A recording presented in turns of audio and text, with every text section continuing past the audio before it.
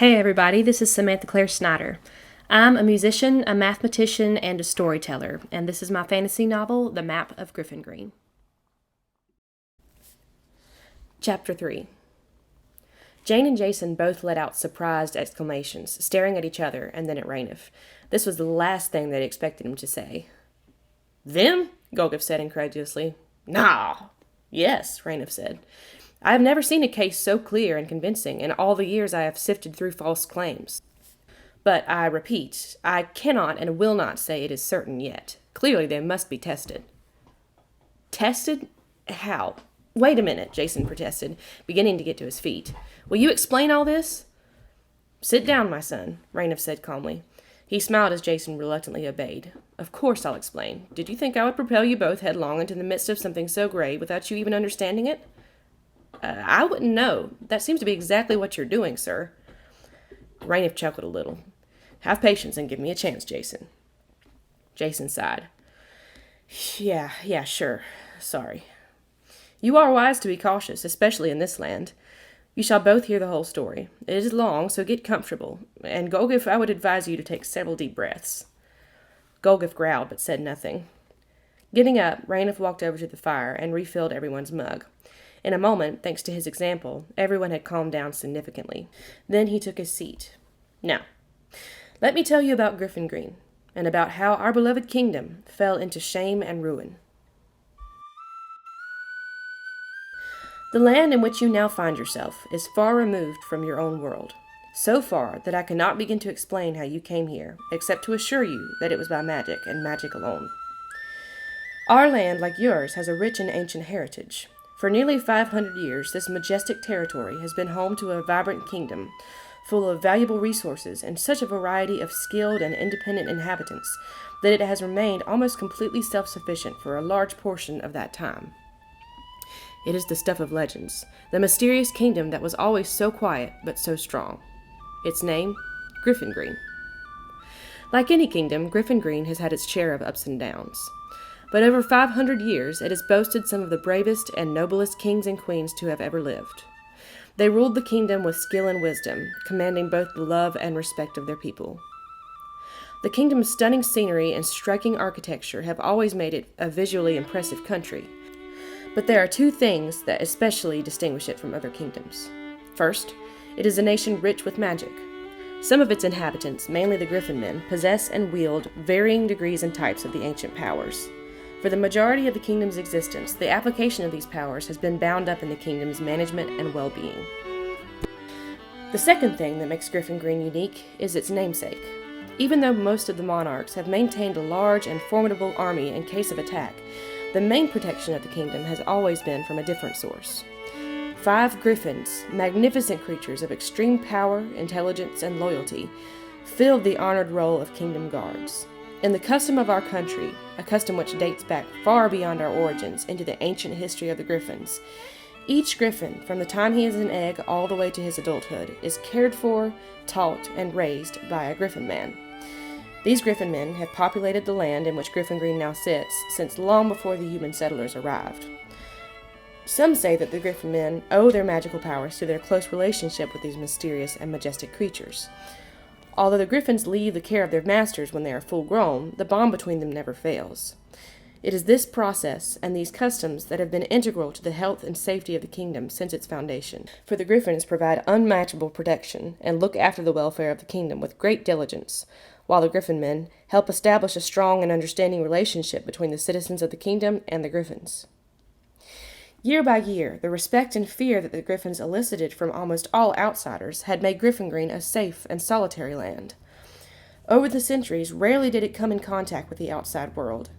It is said, in the old legends, that Griffyngrein was once part of a powerful union with 2 other great kingdoms, a union that had enormous impact on the world at large and fostered a widespread golden age. But that was long ago, beyond the recollection of even the oldest creatures alive today. For the large majority of the kingdom's existence, it has remained isolated and independent. Griffyngrein enjoyed peace, rarely interrupted for many generations at a time. Its population comprises many different types of intelligent creatures, humans, and humanoids. a wide and vibrant variety resulting in a unique socio-political structure involving a collection of individual tribes and city-states. Though these groups are loyal to each other and all pledge allegiance to the kingdom together, they each have unique lifestyles and serve their own chiefs, governors, or kings who are subordinate only to the High King of Griffyngrein. Though complex, the system remains stable and healthy, encouraging prosperity throughout each division. Then, 50 years ago, the trouble began. At that time, King Ogland of Kadaria ascended the throne.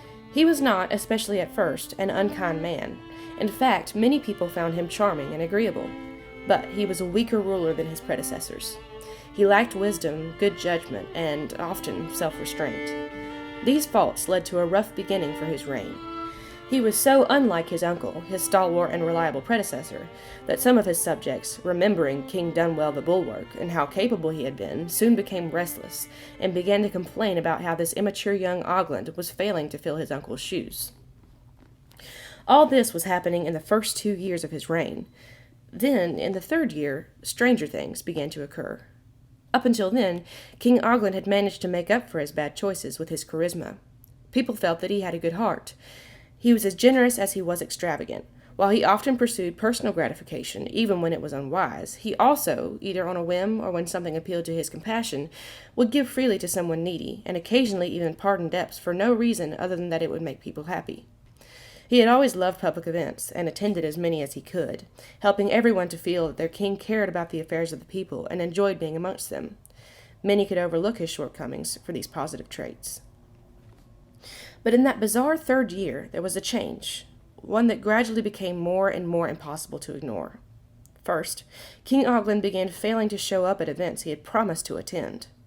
It was the custom of the various tribes and cities of Griffyngrein to come together in great assemblies and galas at designated times throughout the year, both to discuss key political issues concerning their union, and to foster a spirit of brotherhood and harmony through song and dance. The High King or Queen typically hosted the grandest of these assemblies 2 times a year. However, in the third year of his reign, although King Ogland did host a ball towards the beginning of the year, he failed to attend it, much to everybody's astonishment. When inquiries were sent by the half-indignant, half-concerned people, the king's reply was evasive and not very gracious.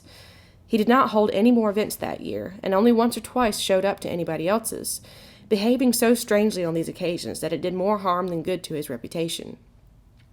His philanthropic acts were fewer and further between all the time, and once or twice someone got sent to prison for reasons that seemed little more than petty irritations to the king. His subjects became more and more uneasy, for after a while they barely ever heard anything from their king at all, and if they did, it wasn't good news. It became almost impossible for even the members of his court to come before him, and he stopped performing his normal duties as head of state. The whole of his third year passed in this way, and by the beginning of his fourth year, the people were thoroughly frustrated and worried. A dark cloud seemed to descend upon the kingdom. In the midst of this turbulent state of affairs, a man whom no one had ever noticed before began to rise to prominence in Griffyngrein. His name was Nemoc. Those who met him marveled at the way he carried himself. He was handsome and regal in manner, he was friendly and gracious, and he demonstrated a high intellect and a marvelous skill with words. He lived by himself in a humble-looking house in the heart of the kingdom. Nobody knew where he came from before that, but many of his neighbors came to admire and respect him greatly. When the king's actions began to grow sketchy, Nemoc was indignant. In his outspoken, intelligent way, he argued that the king's behavior was reprehensible, and that his treatment of such faithful subjects was odious. Many people were impressed by his passionate treatment of the subject, and gradually those of the kingdom who were growing angry and tired of the king's treatment began to look to Nemoc for support and even leadership. It wasn't long before he was considered the head of a large movement that opposed the king and demanded a change. In the fourth year, the king lashed out at some of his opposition. He refused to address their concerns, severely punishing some protesters and issuing harsh warnings to others. It was a disastrous move.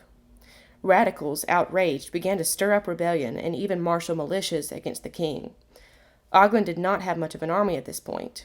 Early in his reign, he had deemed the large home defense force that his uncle had built up unnecessary, considering the protection of the griffins sufficient. It was a pointless expense, he had claimed.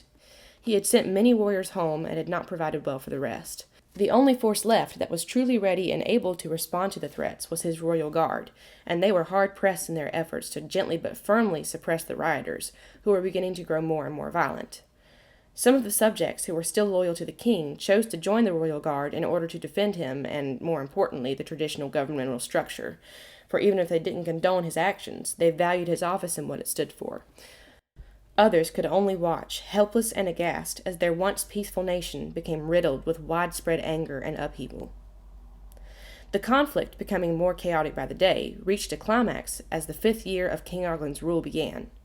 One cold, bitter day in the middle of winter, the catastrophe that had been lurking in the shadows for so long finally struck. The royal guard was forced into a bloody battle with a radical militia that was determined to march to the capital and overthrow King Ogland. At the head of these insurgents was Nemoch, whom they had chosen to be the new leader in Oglin's place. Though many Griffyngrites refused to join the rebel campaign, the size and strength of the militia was daunting, and it almost looked as if they might win the fight. In a final act of desperation, the captain of the royal guard ordered the Griffin men to summon the kingdom guards. This was a drastic and grim move to make against their own people, but it seemed that the Griffins were the only ones who could put a stop to the defeat that seemed inevitable. The day dragged agonizingly on while the royal guards tried to hold off the militia until their help arrived. But eventually, as the sun set, everyone realized the horrifying truth. The Griffins were not coming.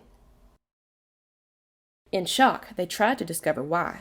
The Griffins had been unwaveringly loyal ever since they had allied with the first colonists of Griffyngrein. Never had they once even mentioned breaking the pact. What could have happened? Finally, one single Griffin arrived with an explanation. His name was Therum, and he had been particularly well acquainted with the people of Griffyngrein. Most of the Griffins stayed to themselves and lived their mysterious lives quietly at their outposts on the border, but Therum was a friendly, personable being, and often visited his master and other Griffyngrites, who had grown very fond of him. Today, however, the visit was not pleasant. He bore a message from the High Griffin, Rogal, and it was terrible news. The king had laid claim to the Bondstone. The covenant was broken. What is the Bondstone, you ask? As I mentioned before, when human settlers first came to this land, the Griffins, along with the Griffin men, were already there, and had been from the beginning of time. But surprisingly, the noble beasts had been expecting the settlers. They had been waiting for them for years. Instead of driving the humans from their land, they welcomed them, claiming that it was their destiny to nurture and protect the new colony. After 10 years, in which the settlers labored faithfully to establish themselves, the great High Griffin Jalek and the settlers' newly crowned King Orowin forged a formal alliance. This was signified and sealed by the building of a great magical tower, a monument dedicated to the alliance, into the layout of King Orowin's new castle. In this tower was placed the Bondstone, a large, ancient, dazzlingly beautiful blue gem of immense value and importance to the Griffins. Placing this gem in the tower of the king's castle was the ultimate evidence of the Griffins' loyalty to King Orowin. Anyone who knew anything about the gem understood how alluring it was to greedy eyes. Nevertheless, the Griffins freely offered it up, trusting the kings of Griffyngrein to respect the stone's purpose as a symbol and to keep it untouched at this location of mutual value. Thus, the stone bound the two parties together in trust and honor. However, covenants come with consequences should they be broken. The Griffins gave their new allies a solemn warning. If, at any point in the future, a king tried to claim the Bondstone as his own, the Griffins would consider the alliance broken, immediately retract their commitments as kingdom guards, and leave Griffyngrein utterly alone. No matter what perils the kingdom endured without them, they would never return until special atonement was made. This atonement required the deposition of the transgressing king, as well as the presence of a new leader, of an entirely different bloodline, who was worthy to renew the alliance. You may wonder what would make any king claim the Bondstone under the threat of such severe consequences. The stone, as I have said, is exceedingly beautiful, and is worth more than all the other wealth in the kingdom put together. In addition, legend has it that the stone actually contains the essential power of the Griffins, and is able to impart that power into anyone, even a non-Griffin, who owns it. I, for one, do not believe that it could ever impart power to a non-Griffin, but one thing is for certain. Taking the stone, which is of such immense ceremonial importance to the Griffins that they have carefully preserved it for thousands upon thousands of years, will be the most heinous and insulting act that one could possibly commit against the Griffins, and it will be fueled by one motive only: greed. Only a lust for power and wealth would cause the leader of a kingdom to jeopardize the safety of his own people for the sake of one gem. That is the great wisdom of the Griffins. Having taken it upon themselves to protect and nurture the kingdom, they set up a system by which a foul and selfish leader would be exposed and punished by his own actions. But there are those of us who believe that the system of the covenant that King Orwin and the Griffins created was built to prevent something far deeper than just the greed of a king. The bondstone was embedded in a stone table fused to the floor of the tower. The embedding was performed by magic, and only a griffin could physically remove it from the table. Thus, the only way for the stone to be stolen was through a supernatural act of claiming the stone, which broke its mystic connection with the griffins, and, if the thief got his way, oriented it in a new direction, towards himself. If such a king ever made such a contemptible choice, and achieved any part of this claiming process, it would be a sign that a deep and powerful evil had penetrated Griffyngrein and worked its way into the government itself.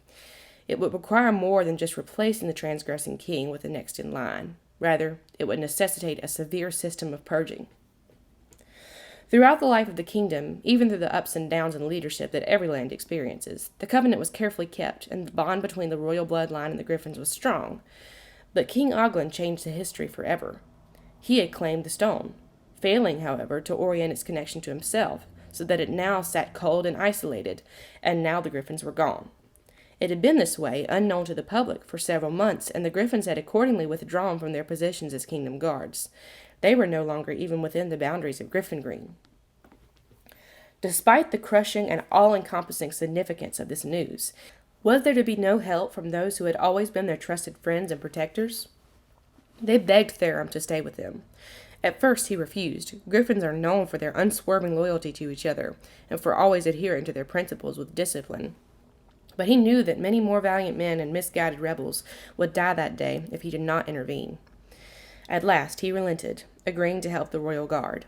But he insisted that he would only do what was necessary to save the lives of the men around him. He could do no more without violating the code of his kin. Upon making this fact clear, Therum set to work. The disorganized militia could not defeat a griffin fighting alongside trained troopers, and they finally retreated, if only for a little while. They made camp a mile or so away, and the exhausted royal guard gathered the wounded. Therum, having fulfilled his promise, flew away. For the moment there was an uneasy quiet, but the royal guard feared that the rebels were only slowed down, not defeated, and that they would soon attack again. However, they never did attack. They most likely would have, but they never had a chance, for that evening something far, far worse happened. As dusk closed in, harried messengers from the north began to arrive with the news that a large army was marching into Griffyngrein. This was no rebel militia. It was a foreign army, made up of strange, gruesome-looking creatures resembling men with large mushroom-like formations growing from the crowns of their heads. Almost effortlessly, these lethal forces had crossed the defenseless border during the heat of the internal struggle that had taken place in the daytime, when all of the kingdom's forces were busy battling the rebels. Now they were headed for the capital, destroying anything and anyone that stood in their way. Not long before noon the next day, despite being attacked by various bands of resisting Griffingrites along the way, they arrived at the capital and surrounded it. The royal guards had barely any time to recover from the strenuous day before, and many had suffered debilitating wounds. But those still standing swallowed down the terror and despair rising within them, and courageously defended the capital against these new enemies. Meanwhile, the rebels had come to their own painful realizations. They had been caught up in what they believed was a righteous cause, deposing a corrupt king and establishing a new leader for the sake of the kingdom. In truth, their intentions had been honorable, for there is no doubt that the king deserved deposition. But they had let their anger and zeal carry them too far, and they all realized it, too late, when this foreign army closed in. Slowly the reality of what had happened flooded over them. They had been pawns, puppets in the hands of a far greater evil than ever King Oglen alone could have been. For when the army had crashed into Griffyngrein, Nemok, the man whom they had trusted with their lives and their honor as a leader worthy of replacing King Oglen, had betrayed them. Instead of opposing the invasion, just as he had opposed King Oglen's forces, and doing his best to drive them back, Nemok yielded to them so quickly and with so little fuss that he almost seemed to be welcoming them into the kingdom. And before anyone could do anything about it, Nemok disappeared, leaving the rebels horrified and outraged. No one has seen him since that day. In one of the most heart-wrenching moments in our kingdom's history, the The rebels, sick with remorse and despair, joined forces with the royal guard, the same royal guard that they had been fighting only 12 hours ago. Side by side, they tried to stand against the invaders.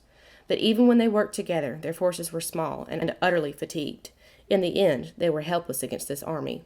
Within 24 hours, the invaders had completely defeated them, secured the capital, and infiltrated the king's castle. Soon after, King Oglin's lifeless and mutilated body was flung from a rampart. They crowned one of their own as king, not just of Griffyngrein, but of the new Terfung Empire. But for reasons unknown to the Griffingrites, the Terfungs hated the castle and all of its beauty and dignity. Almost immediately, they set to work pulling it apart, using various crude but terrible instruments of destruction to break the magnificent structure down, as if they were still sieging an unconquered stronghold. It was just a sample of what was in store for the kingdom at large. The next few weeks were ones of acute, widespread suffering.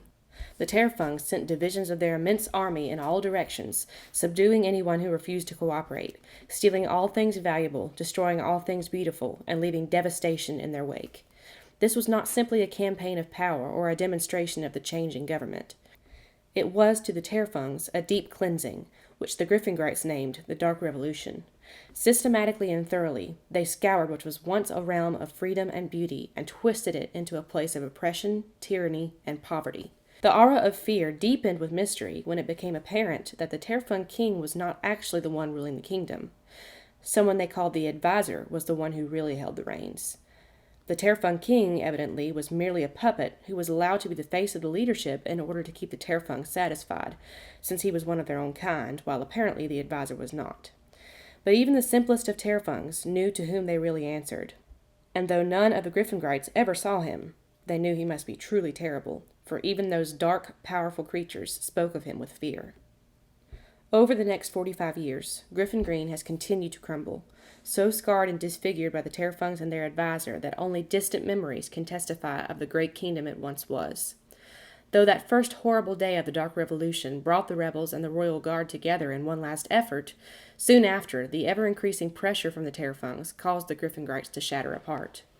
They either quarreled amongst each other or lost contact, or both, each tribe and people retreating into themselves and hunkering down in isolation. And there they have remained to this day.